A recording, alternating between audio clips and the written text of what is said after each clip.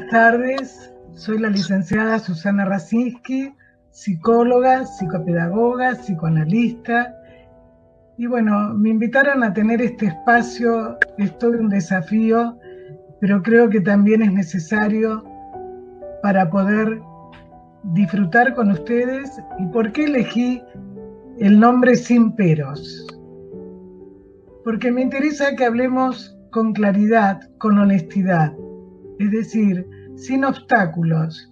Por eso me parece muy importante la escucha.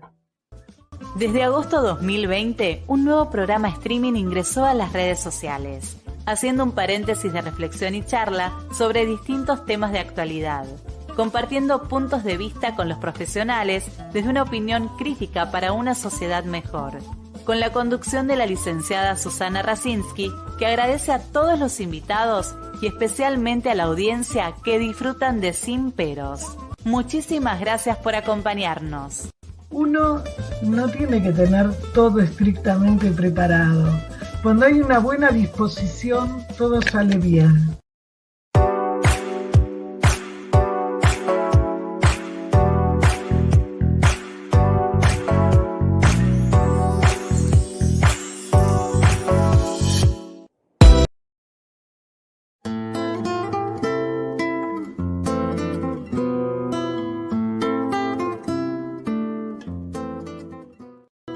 Sin Peros. Un momento de compartir, aprender y disfrutar. Espera lo inesperado con la licenciada Susana Racinski.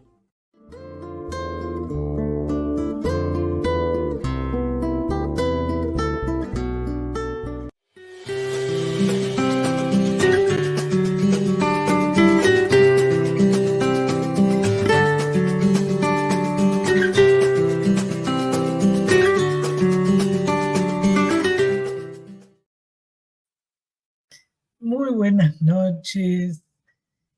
Hoy tengo el agrado que nos visiten, como otras veces, dos grandes amigos, pensadores, estudiosos y muy buenas personas. Bienvenidos.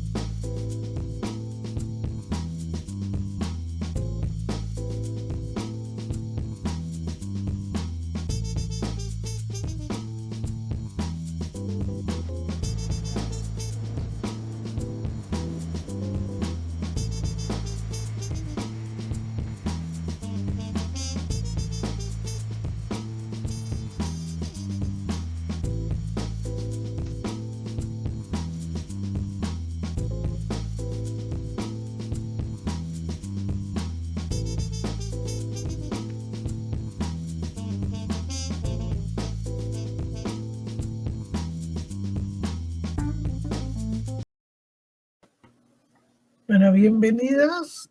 Gracias, Susana. Hola, Jorge, ¿cómo estás? ¿Qué tal? ¿Cómo va la gente por ahí? Muy bien, muy contenta de reunirme otra vez con ustedes. Siempre es un placer estas reuniones para charlar lindo. Pero además se establece un puente, como decíamos el otro día, como dice Bion, el puente de la infinitud, ¿no? Donde las orillas y los vértices no son opuestos, sino que forman parte, ¿no?, de algo que nos encuentra a los tres con muchas ganas, con muchos deseos de pensar, intercambiar y bueno, y escuchar también a la audiencia con sus preguntas y con sus comentarios. Y hoy nos convoca un tema que es muy importante en las dos figuras y en la vida. que significa qué son los símbolos en Freud, en Borges, y qué nos pasa cuando no logramos simbolizar, cuando caemos en la acción, en la violencia, porque no se pudo representar. Es decir, cuando un bebé, esto lo va a desarrollar un poquito Jorge, ¿no? ¿Cuándo empieza un niño a simbolizar? Cuando puede empezar a hablar. Cuando la mamá se va, en la ausencia de la mamá, puede nombrar mamá. Cuando la mamá no le permite separarse, la mamá, el papá, los que estén con él, no es una cuestión de género, el bebé no puede hablar y no puede simbolizar. ¿Y qué nos pasa en este momento en la sociedad? Que es todo descarga, es todo acting. Yo, para decir que no me gusta, tengo que tomar al otro como enemigo y golpearlo o matarlo, ¿no? Entonces esto, que lo trabajan muy bien estos dos autores, que son increíbles los puntos que tienen de coincidencia, que tiene que ver con los símbolos. Los escucho. Comienza, Jorge, contanos vos, comenzá vos, dándole a los que nos están escuchando un panorama de qué es el símbolo. Y después veremos cómo Borges trabaja. Exactamente. Vamos a ver cuáles son los símbolos en Borges, algunos, sí, y cuáles son los símbolos en Freud.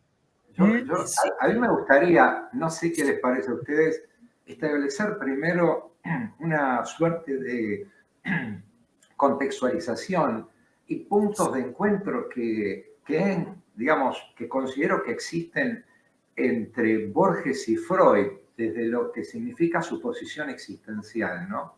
Estamos hablando de dos individuos ateos, dos individuos que más tarde o más temprano son hijos del positivismo también.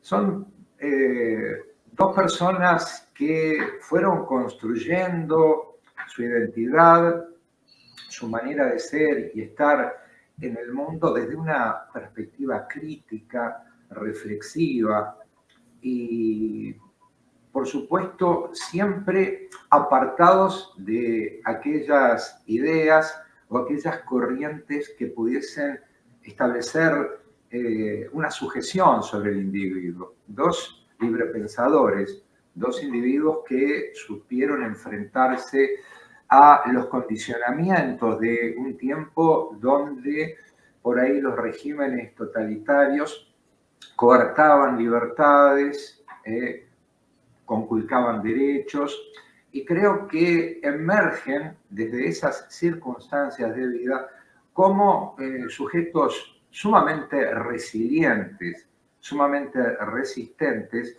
que a través de sus respectivas obras nos hacen pensar. En tal sentido, creo que ambos son dos clásicos, en el entendido de que un clásico es aquel autor que, conforme pasa el tiempo, siempre tienen algo nuevo para contarnos, ¿verdad? Cuando nosotros leemos a Shakespeare o leemos, qué sé yo, a Borges mismo, parecería ser como que nos invita a reflexionar sobre un punto que en su momento escotomizamos, que por ahí no vimos porque no pudimos, no supimos, no estábamos capacitados para entender. A mí me pasó recientemente de ir a ver Edipo en el Teatro Solís, que es el equivalente al Colón, a cargo de la Comedia Nacional. Y ya la había visto 4 veces la obra, pero les puedo asegurar que Sófocles me contó un montón de cosas que no pude interpretar a los 14, a los 30 y a los 50. Bueno, eso nos pasa con Freud y con Borges. Nos pasa con Freud y con Borges. Todo el tiempo, ¿verdad? A ver, cuando retomamos, qué sé yo, el malestar en la cultura, ¿no? Algo tan vigente, por favor, ¿no? A la luz de los acontecimientos que estamos viviendo, ya no solo a nivel de la región, sino a nivel del mundo.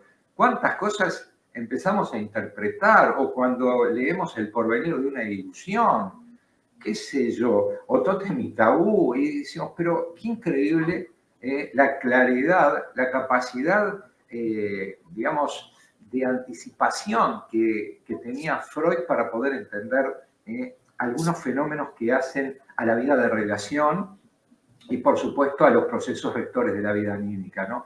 Y creo que esa posición frente a la vida, la posición frente al otro, la importancia del otro para ambos, creo que los identifican y que hacen que, bueno, que a mí siempre me surja esa idea, qué maravilloso hubiese sido que Freud y Borges pudieran tomar un café juntos en el Tortón. Sí, sí, totalmente. Lo que vos decís es tan cierto, es algo que nos sucede continuamente. Cada vez que nos asomamos a un cuento de Borges, sentimos que pudo haber sido escrito esa mañana, porque Borges ha atravesado lo particular, ha llegado a las entrañas del hombre y cuenta desde ese punto. Nos maravillamos cuando pensamos, ¿cómo puede ser que fascine a lectores chinos o polacos o suizos la escritura de Borges? Porque no habla de un hombre, habla de los hombres.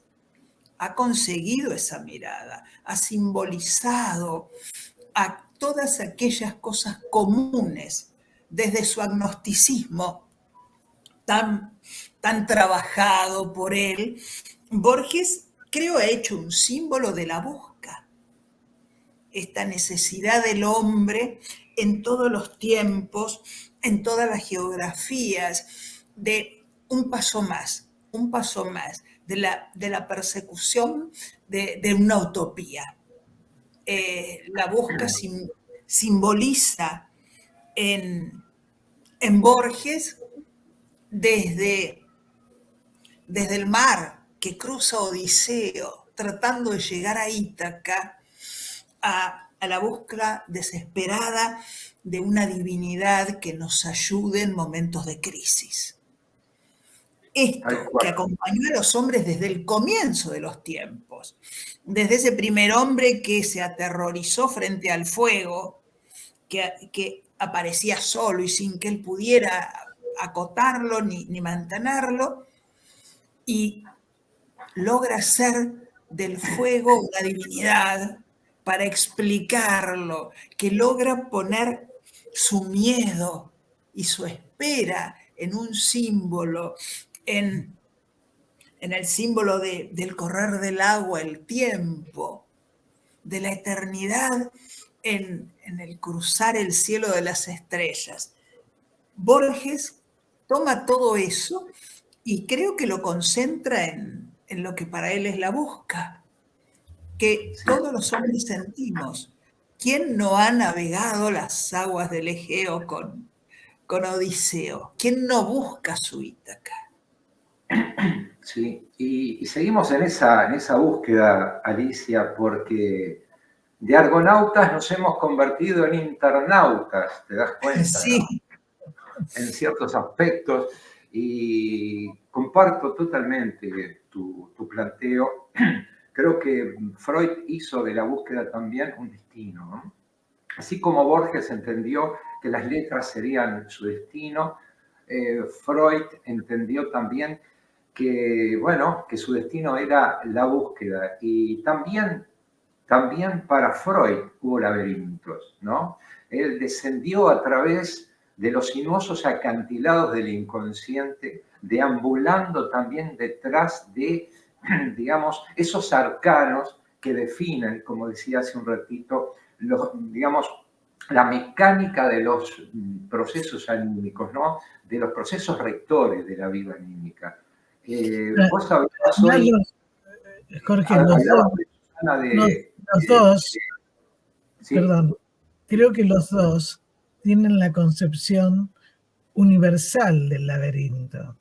Sí. O sea, por eso es leído en distintos idiomas, porque digamos, no es de algo, no, es universal, ¿no? Es decir, son caminos que nos llevan a otros y se va transformando y se va viendo, y por eso, como vos decías, cuando fuiste a ver Edipo, hiciste otra mirada. Cuando nosotros leemos El jardín de senderos que se bifurcan varias veces. Totalmente. Cosas. Y cuando leemos Emma Sums, viene a nuestra memoria Hamlet y Antígona. Totalmente. Caminadores también de sus laberintos, de sus terribles laberintos. Exactamente. Hemos entrado en lo más precioso de la obra de Borges. El tema del laberinto es una característica de toda su obra. Es el laberinto del ser. Sí, el laberinto del ser. Yo querría detenerme un poquito en algo que vos mencionaste, Alicia, que tiene que ver como esa necesidad en un principio de exorcizar los miedos a través del símbolo. Y me retrotraigo, por supuesto, a lo que fueron los primeros escarceos pictóricos del hombre, allá entre hace, qué sé yo, hace 13.000, 20.000, 30.000 años, y dar muestra de ello las pinturas rupestres de Altamira, ¿no?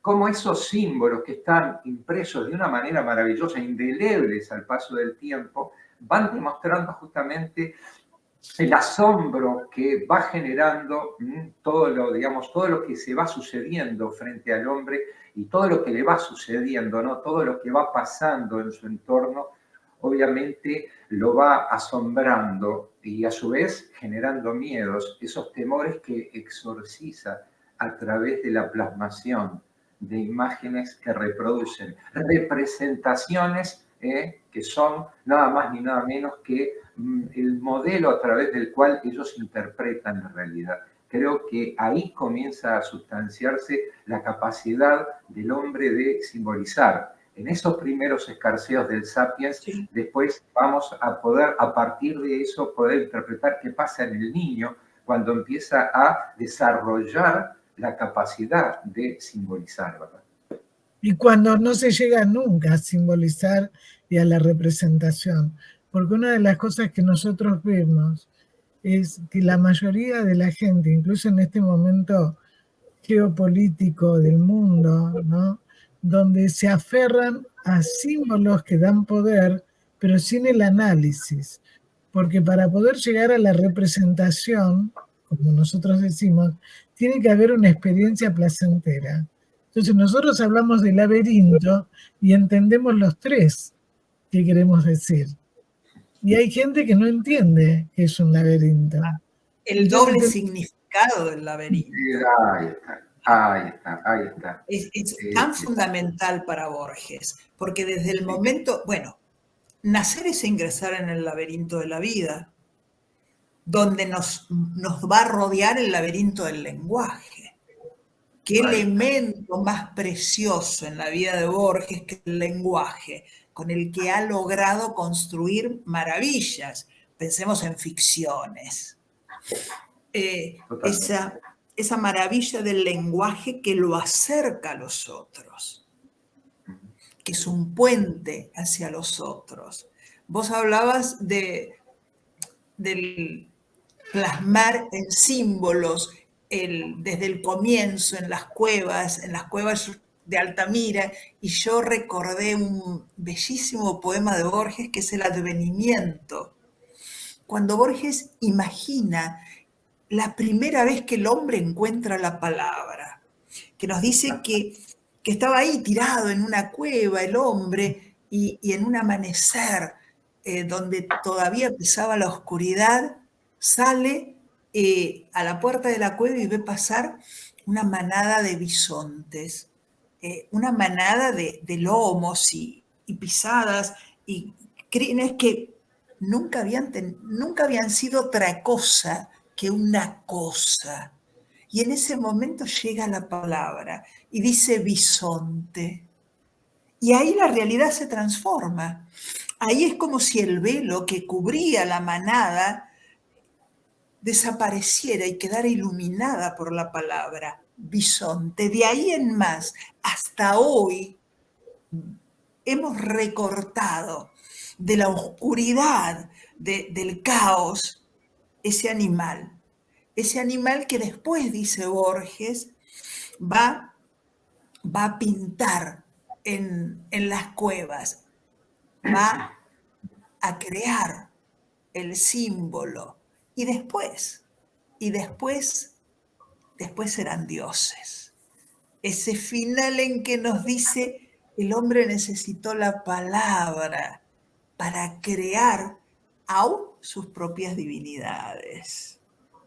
Y además, yo te diría, que es porque supongo que va a estar de acuerdo, para desarrollar el pensamiento, porque los dos, si no, no se puede. No. Entonces el tema es que la gente cada vez habla peor, no habla. Uy, qué tema, Susana, por favor. El laberinto del lenguaje, que podemos pensarlo desde Borges, el laberinto del lenguaje que encierra el lado positivo del símbolo, que encierra un tesoro, encontrar las palabras del otro, encontrarnos en las palabras del otro, ser nuestras palabras. Y el lado negativo, que es el que vemos ahora, lo que nos separa. El lenguaje, en lugar de puente, hoy es una pared que como las clásicas paredes de piedra del laberinto, nos va encerrando porque va achicándose hacia el centro. Cada vez menos palabras, cada vez pensamiento más limitado. Entonces, en el centro del laberinto... Ali, que estás diciendo algo muy importante, ¿no? Todo lo que dijeron. Que cuando en este momento se critica cuando alguien, el otro día a un adolescente lo sancionó la profesora porque él no estuvo de acuerdo en decir todes, dijo todos y explicó. La profesora lo sancionó, cuando en realidad, de acuerdo a la academia, ¿no es cierto?, del castellano, es todos, incluye lo universal. Entonces, ¿cómo en este momento el lenguaje es utilizado justamente para separar mal? No separar en el sentido que nosotros decimos para crecer, no, para tener el enemigo, ¿no? Si vos nombrás todes, todas, no. Todos. Si no sos el otro. Claro. Hemos construido a partir del lenguaje la separación del otro. Exactamente. Y el otro es un enemigo. Claro, pero Jorge, explica que nosotros sabemos muy bien que si no está el otro, no somos nosotros. No somos nosotros, el otro nos constituye. Es el espejo, a su vez, donde nosotros nos encontramos. Por eso, si será importante, ¿no? Pero vuelvo un poco sobre el tema del lenguaje. En el principio fue el verbo, ¿no? Dice en el Génesis. Y por lo tanto, el lenguaje, la lengua, no es un factor constitutivo, pero constituyente de lo que es el pensamiento, ¿no?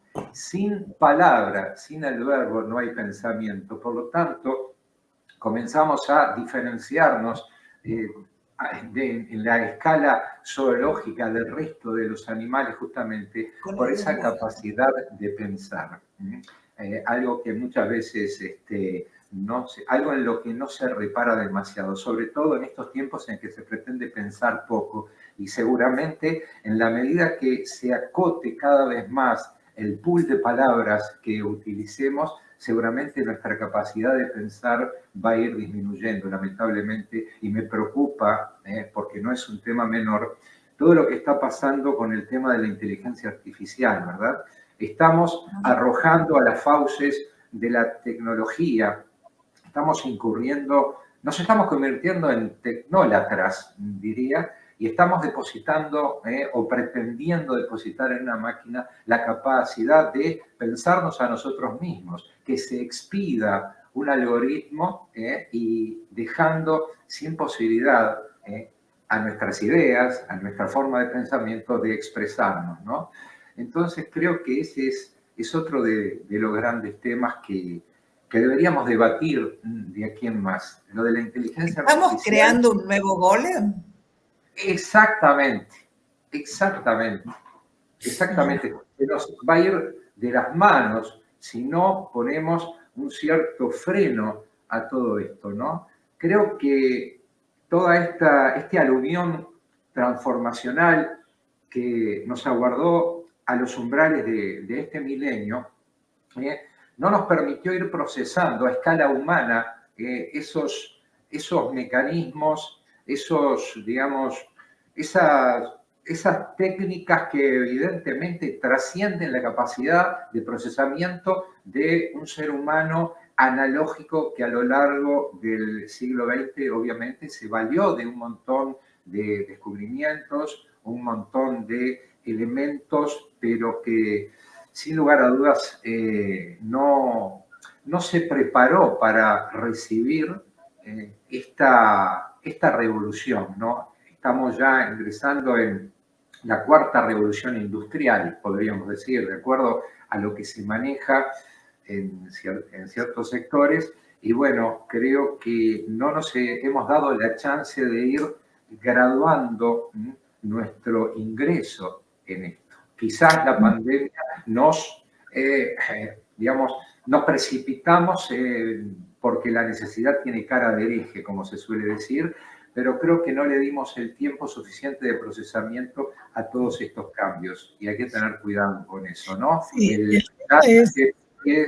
GPT y todas esas cosas, a mí realmente me dan, no te voy a decir temor, pero me dan para pensar de que, bueno, alguien tiene que ponerle coto a esto.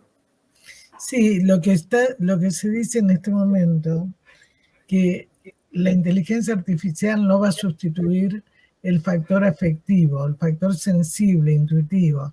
Incluso el otro día comentaba en otro programa que salió un artículo en el diario La Nación de nuestro país, cómo de alguna manera el maestro puede ser sustituido en cuanto al conocimiento de elementos como de geografía, de historia, todo lo que es conocimiento por las redes, pero no puede ser sustituido el afecto, la mirada al alumno, la subjetividad, la transferencia, ¿no? Entonces, incluso hay un colega que probablemente va a estar en el programa a través de ustedes, Jorge, de vos y de tu señora, que es un cardiólogo que trabaja con inteligencia artificial, pero ¿cómo sirve la inteligencia artificial como prevención? Entonces el tema es no ser dogmático ni fanático, ¿no?, en todo lo que hacemos. Pero para seguir desarrollando un poco el tema, porque con ustedes se nos va a ir el programa un poco más, conocemos. No, yo decía, ¿qué significa en Borges y en Freud? Estuvimos hablando algo del laberinto que después lo podemos continuar. Los dos tuvieron mucho coraje. Los dos se tuvieron que enfrentar a distintas situaciones porque no los entendían. Entonces, ¿qué significa el coraje? ¿Qué significa el espejo? En Borges, en Freud, y bueno, lo que ustedes quieran ir hablando. Bueno, los espejos es un tema que ha fascinado a Borges desde que era un niño. Él habla del temor a los espejos. Hay una poesía, no sé si la tenés sí, ahí. Exactamente, sí, Alicia, tengo una bellísima, un par de bellísimas poesías que mira, si se las leo en un minuto para que escuchemos al propio Borges hablar del espejo. Nos dice, yo de niño temía que el espejo me mostrara otra cara, o una ciega máscara impersonal que ocultaría algo sin duda atroz. Temía asimismo que el silencioso tiempo del espejo se desviara del curso cotidiano de las horas del hombre y hospedara en su vago confín imaginario seres y formas y colores nuevos. A nadie se lo dije. El niño es tímido. Yo temo ahora que el espejo encierre el verdadero rostro de mi alma, lastimada de sombras y de culpas, el que Dios ve. ¿Y acaso ven los hombres? Bueno, Jorge puede hacerse un picnic con esta imagen del espejo, claro, que eterniza, guarda al otro, me devuelve mi propia imagen, el temor de ver quién soy. A ver, Jorge, jugá vos con este símbolo tan... Está bueno lo que decís. se ha construido toda una teoría del espejo también en psicología, ¿no? Cuando nosotros nos enfrentamos con una persona que tiene ciertas características, ciertos defectos similares a los nuestros, ¿sí? Nos rechina esa persona, nos incomoda estar frente a alguien que se manifiesta cierta forma de ser que a nosotros nos desagrada. En ese que momento, nos devuelve nuestra imagen, podríamos decir. nos devuelve la imagen. Esas características ofician de espejo y nosotros, obviamente, por eso nos sentimos ese disconfort, ¿verdad? Y yo creo que Freud, precisamente, a través de la construcción del cuerpo psicoanalítico, valiéndose del lenguaje, básicamente, ¿no? El lenguaje en todas sus expresiones. Porque, a ver, cuando hablamos, hay muchos lenguajes, ¿no? Nosotros no hablamos solamente del lenguaje verbal, ese es un error. A veces se piensa de que, bueno, que el verbo es lo que define, pero tenemos también el lenguaje no verbal, tenemos el lenguaje paraverbal, ¿verdad? ¿Cuál es el lenguaje no verbal? Lo kinésico, digamos, los movimientos, la posición del cuerpo. Cuando el paciente está en el diván o está sentado, las posiciones son herramientas, o sea, son señales, nos auxilian también para poder ir acompañando el discurso del paciente, ¿verdad? Y después está lo otro, lo paraverbal. Lo paraverbal que tiene que ver con el ritmo, con la cadencia, la forma como los afectos se manifiestan en el discurso de esa persona, ¿no? Y yo creo que bien vale la pena ampliar el concepto de lenguaje. Sí, pero además, algo que vos dijiste, Jorge, cuando la persona se ve reflejada en el otro y no lo tolera, aparece entonces que hay que dañar al otro y sacarlo. Exactamente. Y ahí aparece más la cosa paranoide, ¿no? O sea, proyecta en el otro, pone afuera lo que no tolera en sí mismo. Exactamente. Y Borges... Pasa lo que vos dijiste hoy. Claro, pero Borges dice... Anomia, el caos social, toda la problemática, toda esa escalada de violencia social, que no es solo prerrogativa de determinados lugares del mundo, se da en todas las sociedades. Pero Borges dice también, a ver, corregime Alicia, que sos vos la que sabe de Borges, que el espejo incesante genera laberinto. Claro, porque Borges contaba cómo el infinito siempre abisma al hombre, nos aterroriza. Y el infinito podemos lograrlo con dos espejos enfrentados. Dos espejos enfrentados no solo nos muestran la confusión del hombre con la realidad, porque no podemos distinguir cuál es imagen, cuál es reflejo, qué es la cosa. Enfrentamos dos espejos, ponemos algo en el medio y esa imagen se repite y se repite y se repite hasta la eternidad. Es el abismo de lo infinito.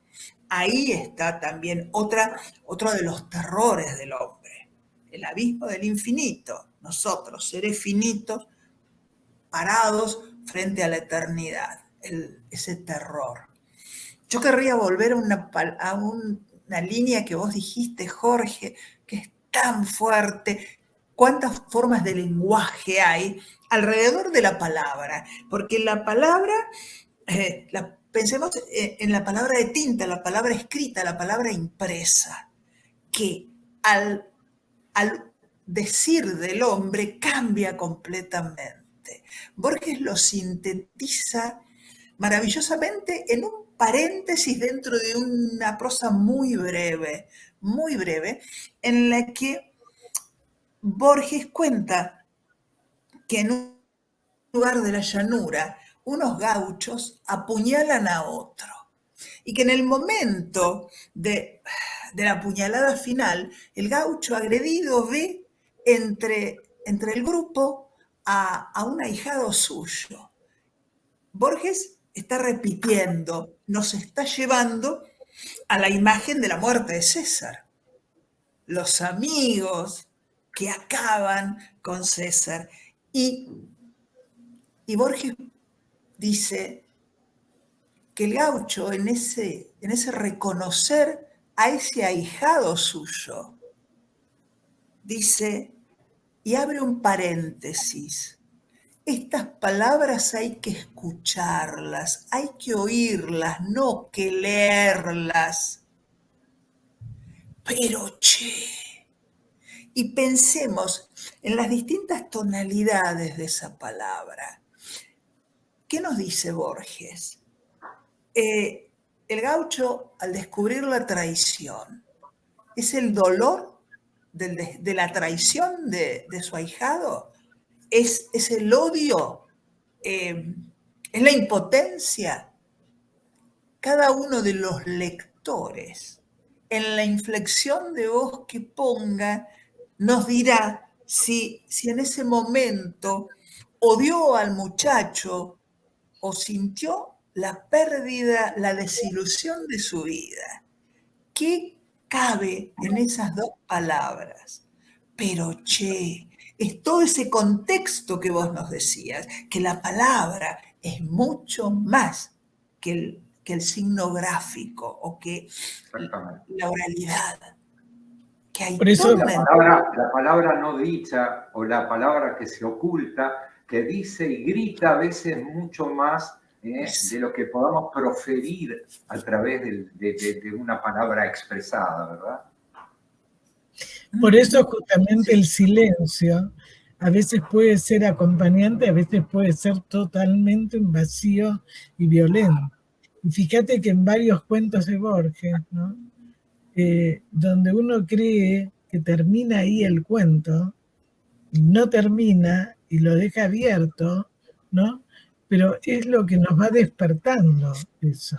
También pasa, siguiendo con el espejo, que para nosotros el primer espejo, para cualquiera de nosotros, es la persona que nos crió. El tema es cuando uno queda atrapado en ese único espejo y no puede salir, el famoso Narciso, ¿no? Entonces, Exactamente. Sí. ¿cuáles son? O sea, el espejo, digamos, no refleja totalmente todo. El tema es qué queremos ver nosotros de eso, ¿no? Claro. ¿Qué podemos ver? ¿Qué nos devuelve el espejo? Un poco ¿Qué nos devuelve? Exacto. ¿Te acordás lo que dice Lacan, Susana, ¿no? En cuanto a la fase del espejo, ¿no?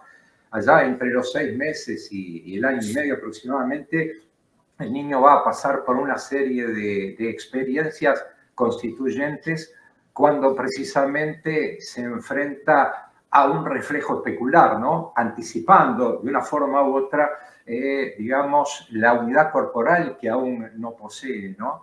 Yo creo que ahí se estaría dando ese primer contacto con el espejo. Creo que es un tema también interesante a analizar, ¿verdad?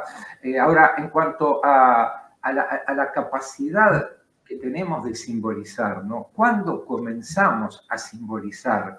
Quisiera un poquito darle cierto marco, ¿no? Para poder continuar con la charla. Como ustedes saben, Jean Piaget hablaba justamente de distintas etapas, de distintos periodos, a su vez divididos en estadios, ¿no? Y ¿cuándo es que comenzamos a desarrollar o manifestar conductas que dan cuenta de nuestra capacidad de simbolizar? ¿Cuándo accedemos a la función simbólica? Cuando precisamente vamos logrando acceder a la imagen mental, la imitación diferida, el dibujo, el juego y el lenguaje. Nos inviste justamente ese cúmulo de conductas, nos permiten, como decías vos hoy, Susana, empezar a diferenciarnos del mundo, empezar a ponerle nombre a las cosas. Cuando hasta el año y medio, los 2 años, pasamos por lo que se llama el periodo sensorio-motor, ¿verdad? ¿Cómo conocemos el mundo? ¿Cómo nos integramos al mundo? ¿O cómo intentamos integrar el mundo a nosotros? Como bien lo dice su nombre, a través de los sentidos y del movimiento, determinadas conductas para poder acceder a las cosas, hasta que hacia el final, justamente, de ese periodo sensorio-motor, accedemos a la noción de objeto permanente y prontamente ingresamos en la función simbólica en el periodo, inaugurando el periodo preoperatorio, ¿verdad? Y ahí es cuando el lenguaje pasa a ser ese factor socializador por excelencia. Ahí empezamos a incorporar el mundo, ahí empezamos a darle el lugar a las cosas y obviamente a los vínculos. Fíjate la importancia, bueno, ¿cómo no va a darle importancia al lenguaje el hombre que ha manejado el lenguaje como pocos en la historia de la humanidad? ¿Cómo el lenguaje nos diferencia del resto de la creación? Borges, cuando en su cuento El Inmortal pinta los horrores que la inmortalidad hace en los hombres, o haría en los hombres, lo primero que les quita es el lenguaje. Y al quitarles el lenguaje, quedan en su estado más primitivo, absolutamente alejados del otro y en un estado como de inconsciencia. Los recorta a casi una etapa animal. Un poco de comida, un poco de agua, un poco de sueño y nada más. Pierden la esencia de ser hombres por la falta del lenguaje. Sí, cómo se utilizan. Ayer justo vi la película El Código Da Vinci, que lo había visto hace mucho, y bueno, y realmente es tremendo el uso de los símbolos y cómo ha sido utilizado, ¿no? En este caso por la Iglesia, pero digamos que ha llevado a matar gente. Y cómo en este momento la gente utiliza, entre otras cosas, en vez del lenguaje, como hablamos recién, los tatuajes como manera de símbolo, ¿no? Entonces es muy importante porque esto, por ejemplo, Borges, cuando utiliza el puñal, por ejemplo, ¿no? Un símbolo maravilloso. Además, como nos decía Jorge al principio, yo creo que es un poco trabajo de alquimista. ¿Qué hago con esta materia deleznable de mi interior? ¿Qué hago con esta violencia que hay en mi sangre? Con la muerte que acarrea. Lo transformo, lo simbolizo en un puñal y lo hago actuar de una determinada manera. El puñal es primero, increíblemente en la obra de Borges los puñales están vivos. Tiene un cuento maravilloso, El Encuentro, donde después de mucho tiempo dos puñales que guardan el alma con esa cosa antigua, esa idea que las espadas guardaban el alma de quien las usaba. Borges transforma esa espada mágica, si me permiten la maravillosa palabra, en los puñales. Y dos puñales esperaron, después que sus dueños se habían ido, el odio de los hombres anidaba en los puñales y se esperaron largo tiempo, uno al lado del otro en una vitrina, hasta que consiguieron dos manos. Y al tomar los hombres los puñales los poseen a ellos y los llevan a un encuentro donde uno va a morir. El odio estaba ahí, latente, y nadie sabe, porque los objetos mágicos, vieron ustedes que deben perderse para seguir en el mundo. Nadie sabe si ese duelo de puñales ha finalizado o si seguirá a través del tiempo. Y el puñal de César, el de ese gaucho del que hablábamos antes, el de estos puñales de la vitrina, no es este rencor humano que desde aquella piedra en el desierto que mató a Abel venimos teniendo los hombres, no es el lado oscuro del laberinto que encuentra una llave para salir a través del puñal. Bueno, ¿cómo sería eso en Freud, Jorge? Vamos a aprovechar lo que trae Alicia. Claro, ¿cuál sería el lado oscuro que aparece en el ser humano y cómo a veces puede matar?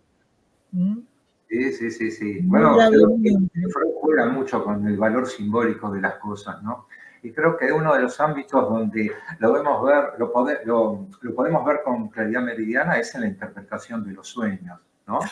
O Claro. sea, el valor que cobran determinados objetos, determinadas formas, en determinados contextos, para poder definir realmente qué es lo que pasa a ese paciente, ¿no?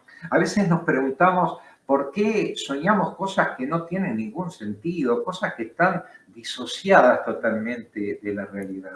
Freud manifiesta claramente que el soñar, digamos, la actividad onírica lo que tiende a hacer es preservar el descanso. Por lo tanto, esa tergiversación o esa transfiguración, generando determinados símbolos, lo que hace es justamente proteger el sueño. Ahora, obviamente a través de la hermenéutica psicoanalítica, a través de las líneas interpretativas que vamos desarrollando, ahí podemos ir viendo realmente qué es lo que está detrás de ese símbolo.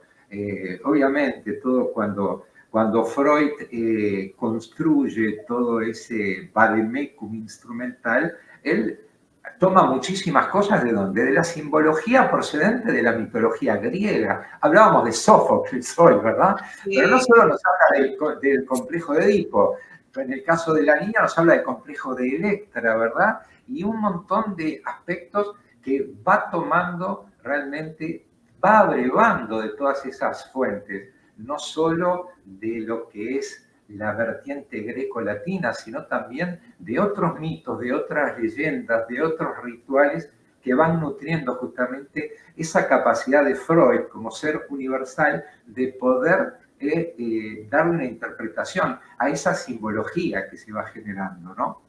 A través de la actividad onírica. Y bueno, ¿por qué se encubre a través del sueño? Porque evidentemente, si un individuo que odia de una manera bíblica a su hermano, se sueña matándolo, o de repente robándole o despojándole de algo, evidentemente el quantum de angustia que puede generar haría que esa persona obviamente no pudiese descansar, y obviamente ahí ya la censura lo que hace es a través de la transfiguración, trasladar al plano simbólico para que eso pueda ser más soportable para el individuo, ¿verdad, Susana?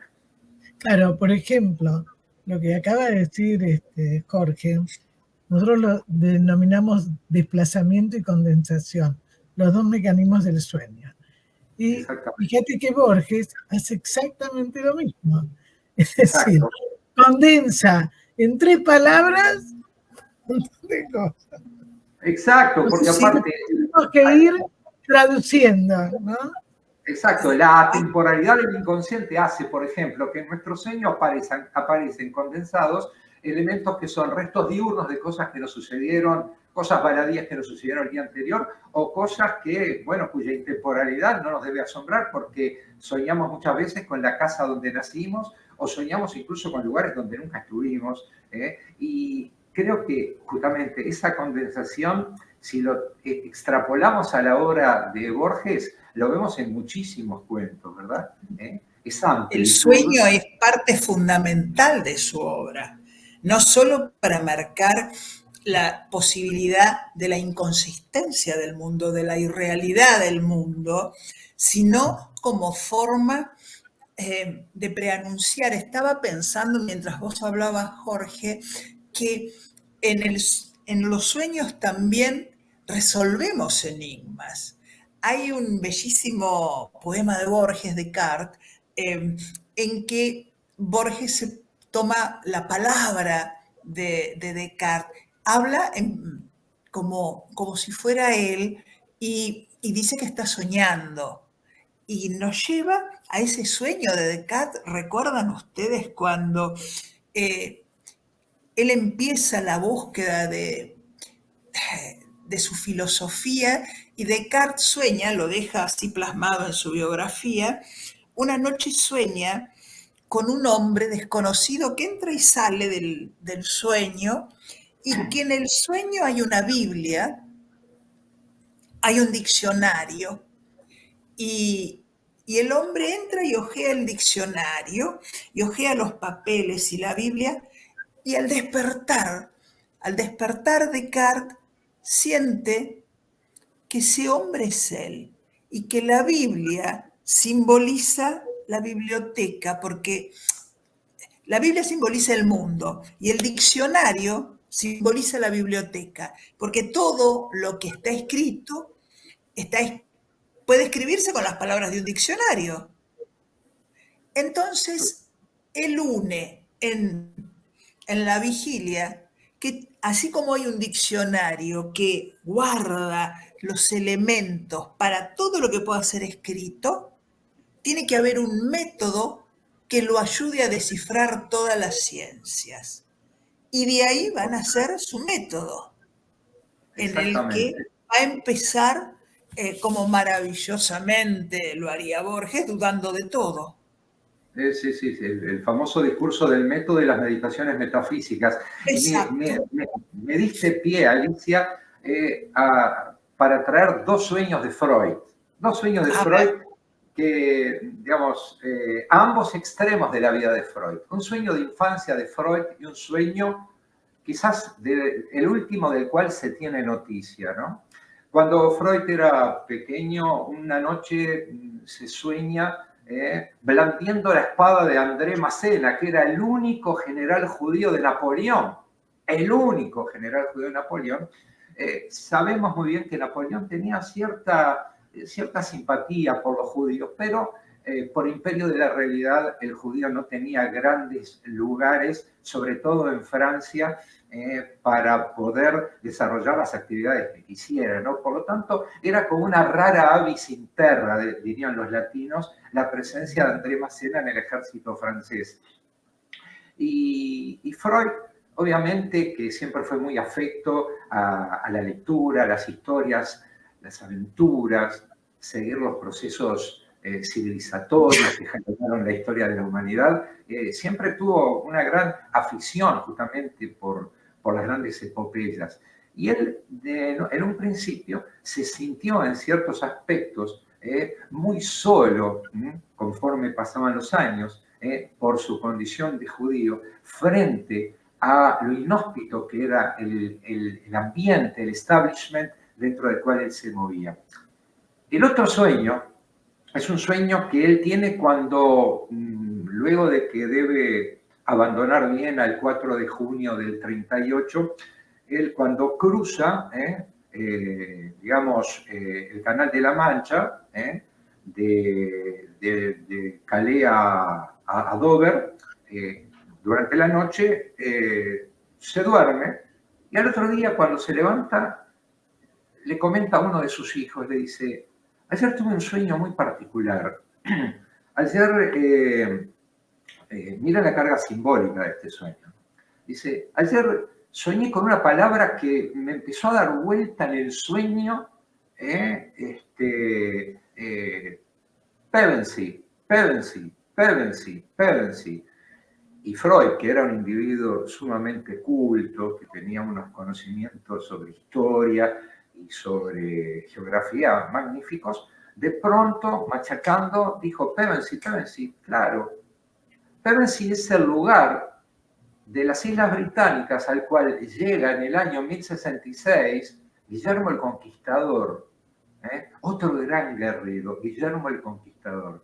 Fíjense qué interesante la analogía, ¿no?, que se da a ambos extremos de la vida de Freud, soñándose como un general de peso, blandiendo esa espada que simboliza justamente la apertura de caminos ante la dificultad, y ya vencido cuando arriba a Inglaterra, de todas maneras, él se sigue percibiendo como se sigue sintiendo como un conquistador, y cuando llega a Londres, es algo muy, muy, muy interesante lo que pasa. Cuando lo van a recibir, bueno, todo el mundo espera que él se manifieste, que tenga un discurso sumamente, confrontativo con respecto al nazismo y a la discriminación.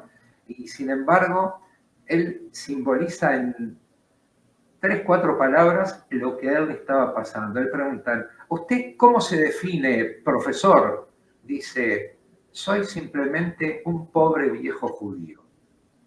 Fíjense el valor simbólico de todo. ¿A qué te hace acordar, Alicia, esto? Fantástico, ¿No? fantástico. ¿A qué te hace acordar de Borges cuando va a Suiza? Claro, sí, sí. Se dan cuenta las analogías que hay en la vida de ambos. Por eso yo al principio decía, nacen, viven y hasta mueren de manera similar. Es increíble. Sí. ¿Cómo simboliza en ese viejo? Soy un hombre, como soy todos los hombres.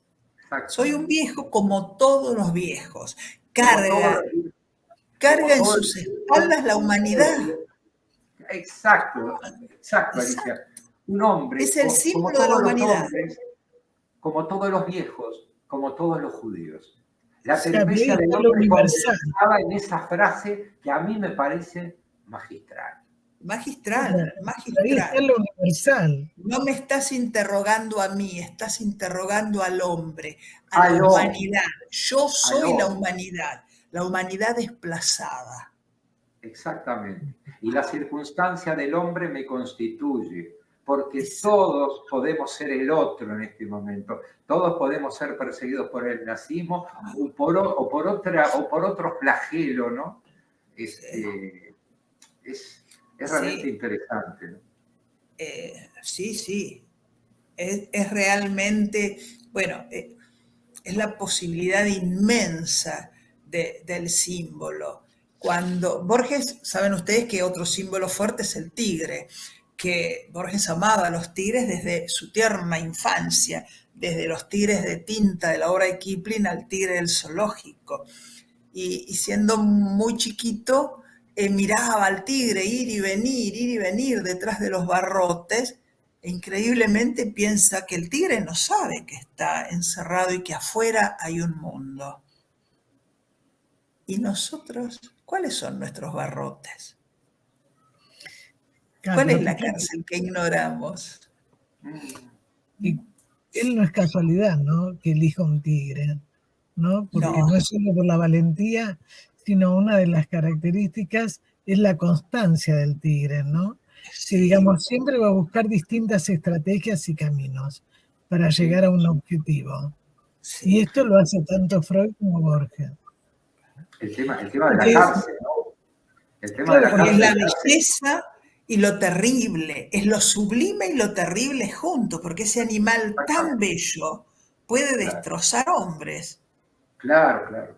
El tema de la cárcel interior y la cárcel que se forma alrededor también me hace, también me retrotrae un poquito a Víctor Frankl, ¿no? Que él siempre trabajó desde la logoterapia en la búsqueda de sentido, y él justamente cuando estaba pasando en el campo de concentración y exterminio, estaba pasando, digamos, de las cosas más terribles que puede pasar un ser humano, él sentía, sin embargo, que había algo que no le podían robar, que era su libertad interior.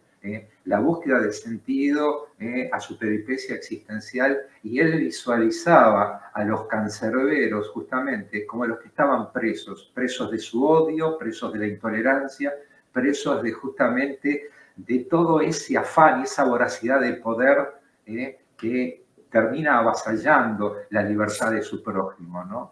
Creo que eso también tiene un valor muy... Me recordaste las líneas del poema de Armando Tejada Gómez: estamos prisioneros, carcelero, yo de estos Exactamente. Tú del miedo. Pero, ¿cómo no recordar eso? El gran Tejada Gómez. Bueno. ¿Qué autor? Yo me acuerdo cuando hay un niño en la calle de Armando Tejada Gómez. Yo tenía la primera vez que lo escuché, tenía 18 años. Terrible. Las cosas, por eso digo, no, las palabras, ¿cómo nos quedan? Cómo las palabras cambian. Y vos hacías referencia a Frank y me recordaste esas maravillosas y durísimas páginas de Esto es un hombre, cuando cuenta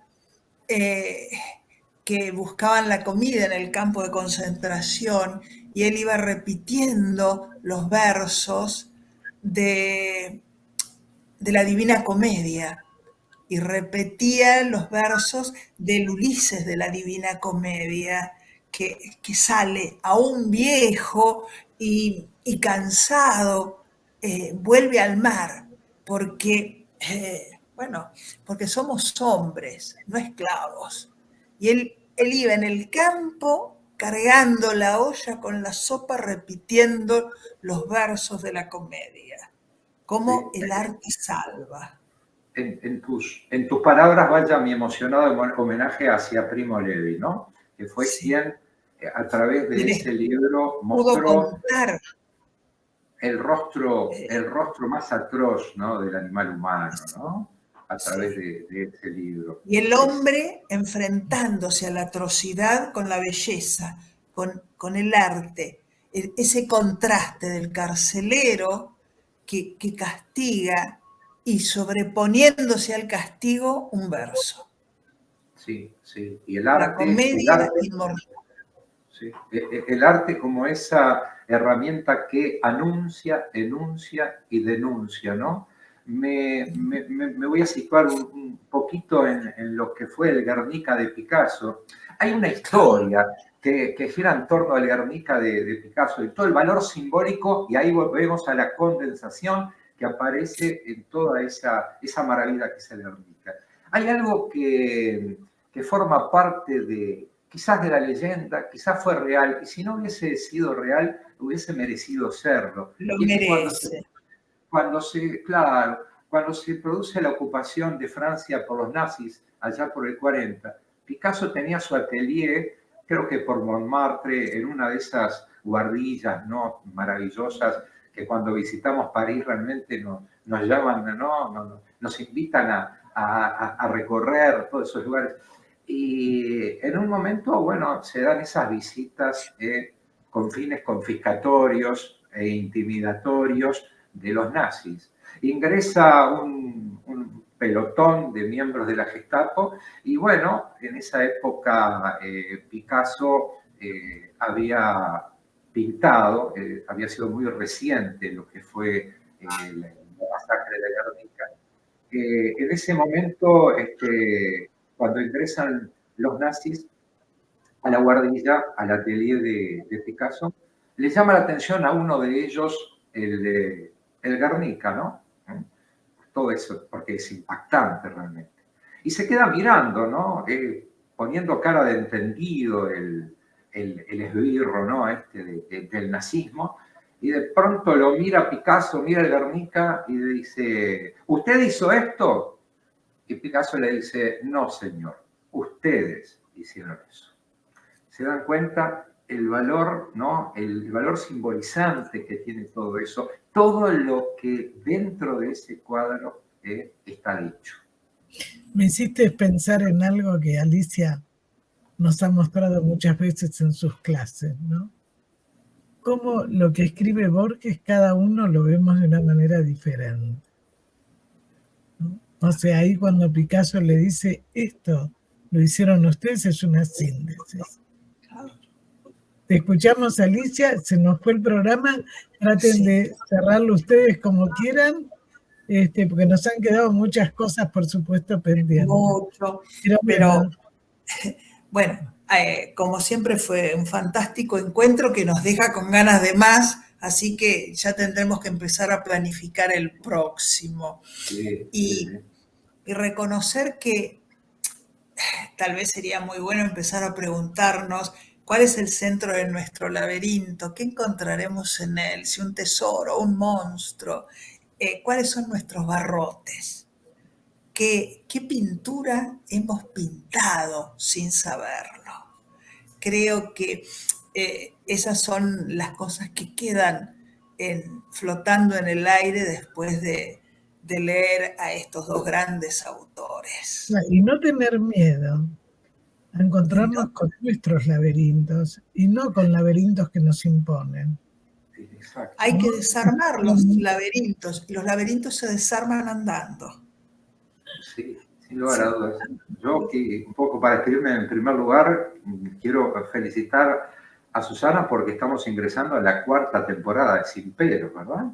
Estamos en agosto del 20, fue que arrancó todo este proyecto y realmente es un espacio magnífico que nos convoca a la reflexión y a mí en lo personal me ha permitido encontrarme con personas maravillosas como Alicia y por supuesto seguir disfrutando de esta amistad, enorme amistad, Susana.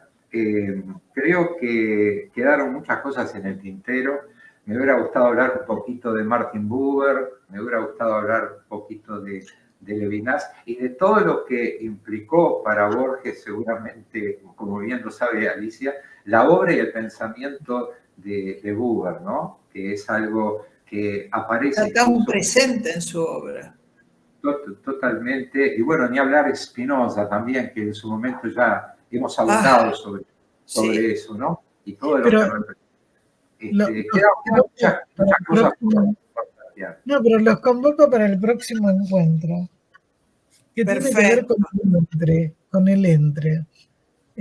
Con esto que nos sucede a nosotros, pero que también Martin Buber, Bion y otros autores y Borges, ¿no? Con el puente, con lo cuántico, ¿no? Que creo que va a dar para mucho, para que ustedes puedan seguir desarrollando y nosotros aprendiendo y escuchando de ustedes. Bueno. Así que un abrazo a los dos. Un abrazo. Muchas gracias. Ya está muy pronto, ¿eh? Hasta pronto. Hasta pronto. Chao. Hasta luego. Chao, chao.